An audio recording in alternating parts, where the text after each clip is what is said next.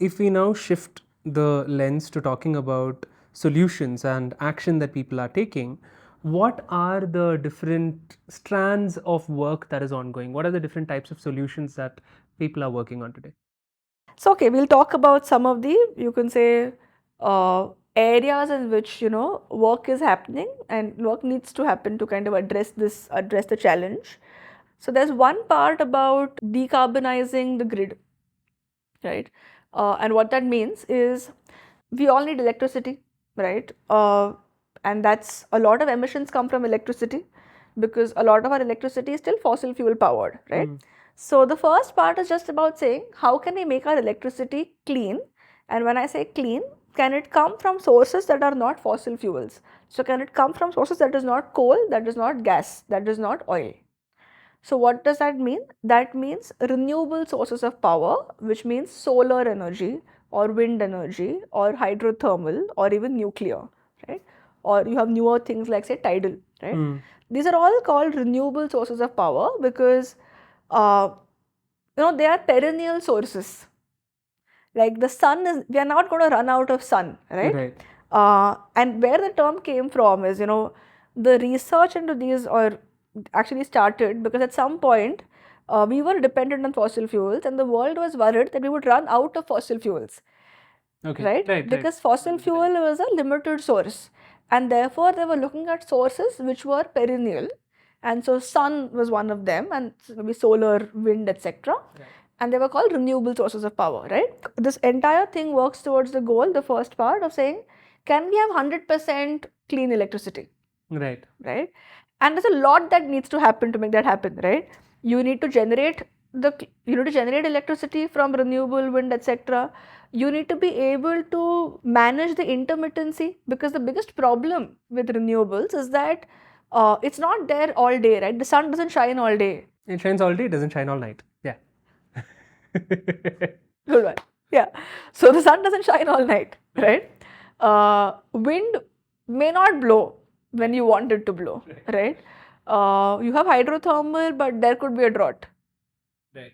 So they come with their challenges, It's an right? inherent variability in There's an the. inherent variability which you can't control. Right. And therefore, you need to build around these systems. And therefore, a lot of work needs to happen into that. Number two is, it's quite focused on transportation because transportation is a big part of our emissions. A lot of our emissions come from, road transport, come from shipping, come from aviation, right? And the second, so this part is about how do we make mobility, how do we reduce emissions from mobility? And this has things like, electric vehicles, right?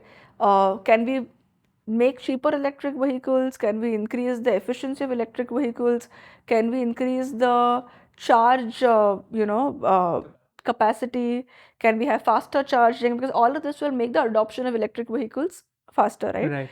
This, by the way, this part also includes solutions like can we increase the use of public transport, right? Because that's, by the way, one of the best levers to reduce emissions from transportation, right? Public transport is a lot more efficient. A lot of the ways are cleaner, right? Because they run on electricity. Number three is about everything on food and agriculture. So, we spoke very briefly about how agricultural systems, would get impacted because of, climate change. There's another angle where agriculture also contributes to emissions. Just to begin with, right, to grow crops somewhere, if you are converting forested land into agricultural land, just by changing that, use of land, you are actually making that piece of land a carbon emitter from a carbon sink. Because forests, like I said, are carbon sinks. A forest left to itself is absorbing more carbon dioxide than emitting. But an agricultural piece of land is emitting more carbon dioxide because you cut the crop at the end of it and you do something with it and it ends up burning the carbon that is, it's stored in the plant, right? So just by change of land use, you are first of all doing emissions. Secondly, to do agriculture, you need fertilizer. The way agriculture is done in modern agriculture uses so much fertilizer. Fertilizer production has carbon emissions, right? A lot of it comes from fossil fuels. Then you have agriculture uses machines. All of modern agriculture uses machines. You will have tractors, you'll have harvesters. All of them run on diesel.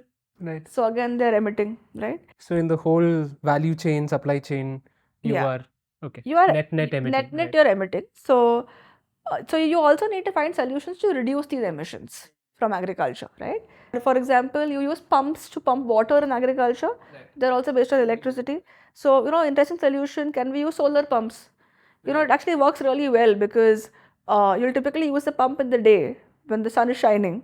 And the plant also needs sun anyway, so it'll be in sunny places. So it is in sunny places. So, actually a win-win.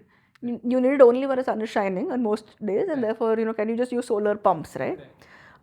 So there is a bunch of work that is happening and needs to happen in food and agriculture to ensure that we're able to produce the food that we need to feed the people on this planet, but at the same time reduce emissions and therefore, do it in a way which, doesn't harm the planet as much, right? Number 4 is basically a bunch of work needs to happen in our industries and manufacturing, right? So a lot of the you know products that we use very often, right, and we use in large quantities, like cement and steel, are very high emitting industries. And that's because of the nature of the way either the materials that they're using or the process that they're using. So for example, steel, to make steel, you'll have a blast furnace, right? Blast furnace is what? It's just like just a really large furnace which is like putting so much coal in it constantly, like, it's burning, right? Literally burning. So much of emission is happening there, and it has, so far, we have not found a way to reach the temperatures that a blast furnace reaches without having a blast furnace. So, a lot of these industries are also highly emitting, and we need to find ways to make these industries less emitting. So, see, of course, cement and steel are the most emitting, and so I've mentioned those, but there are a lot of others, right? So, manufacture of paper, of course, manufacture of plastics, right? A lot of these industries are emitting industries, and we need to figure out a way to reduce emissions in all of these, right?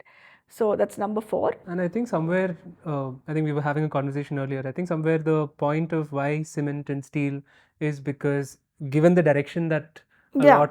a lot of growth, urbanization, etc., go, they typically end up using a lot of such construction material to build roads, build buildings, etc. Yeah, absolutely right. So, see, and especially if you look at India and where India is right now, India is still a developing country. India has huge ambitions.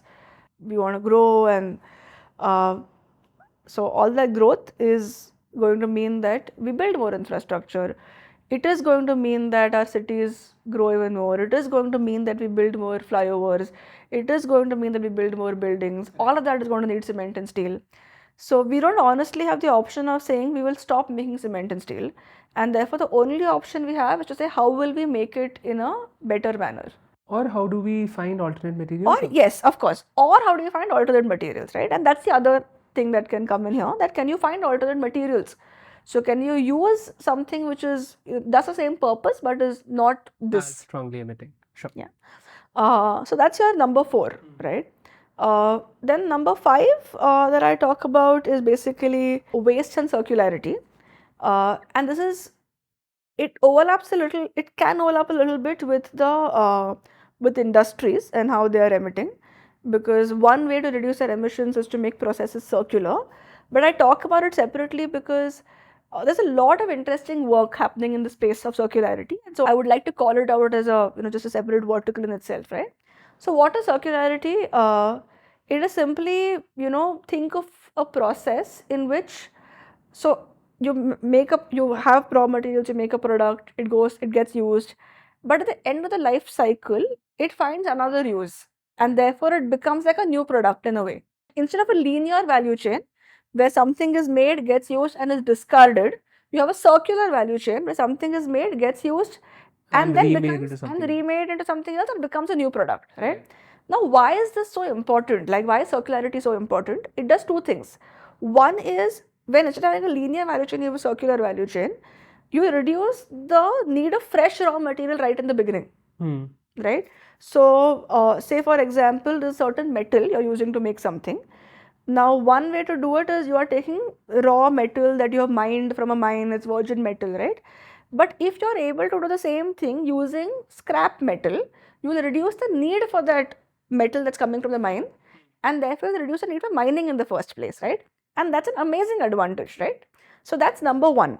And number two is because you're using the waste, you're reducing the amount of waste that you're having to, discard Take and care deal of, with, right. right? And because waste is a big problem, right? In most like at least in most developing countries, a lot of waste just goes to the landfill, and then it is burnt, and that's terrible for the environment, right? Because the waste is getting burnt, so much emission, really bad air pollution, sometimes toxic gases.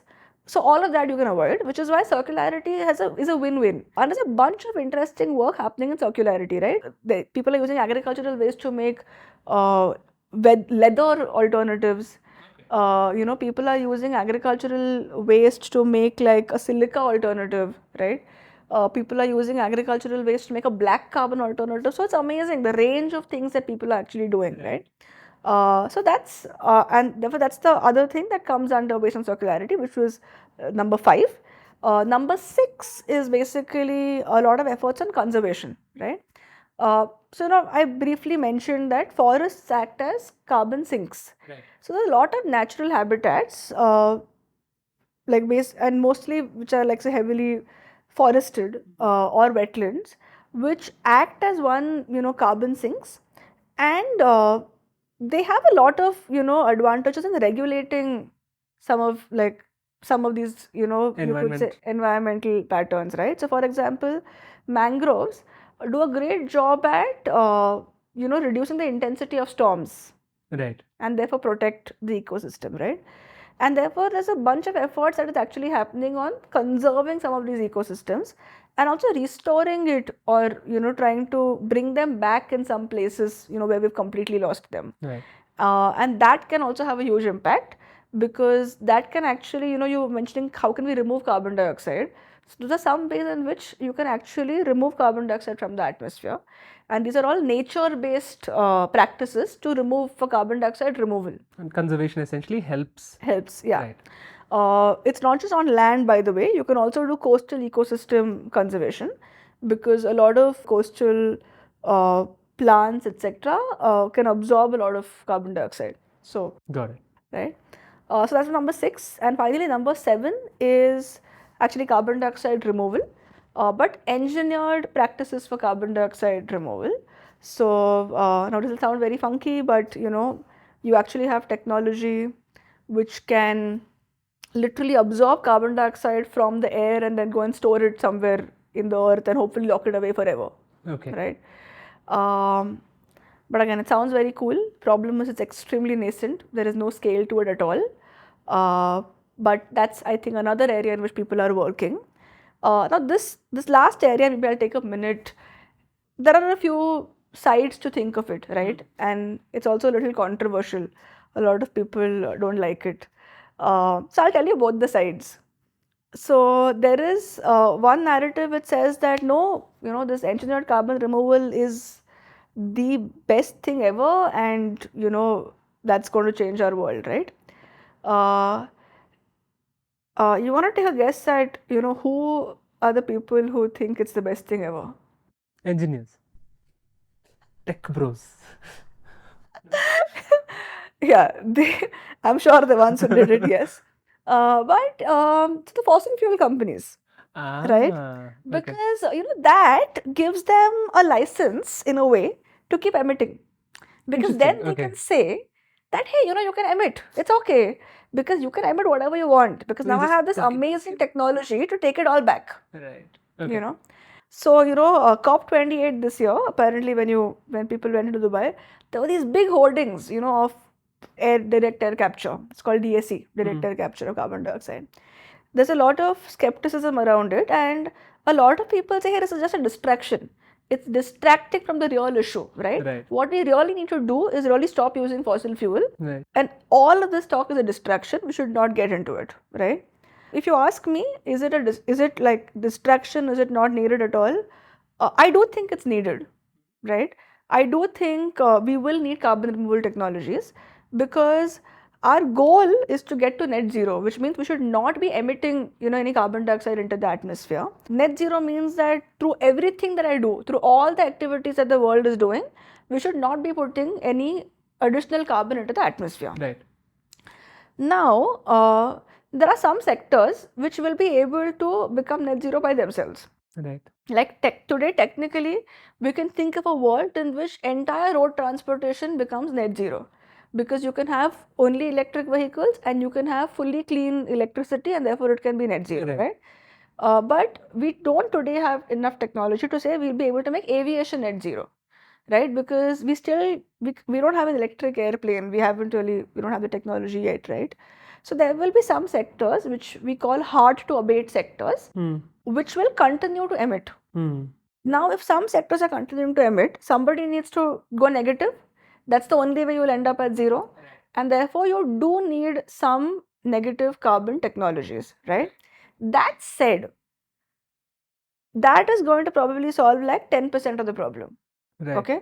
Which means that the remaining 90%, we still need to just stop emitting. Right. Which means that fossil fuels have to stop. So, like my view on this is, there is no doubt that we need to stop burning fossil fuels. We need direct air capture, but that does not mean we can continue burning fossil fuels. That is a buffer we have for some very hard to abate sectors, and that is only going to still solve only 5% of the problem, which means 95 to 10%, 90% is still going to be cutting emissions where we can and doing the hard work of stopping the burning of fossil fuels.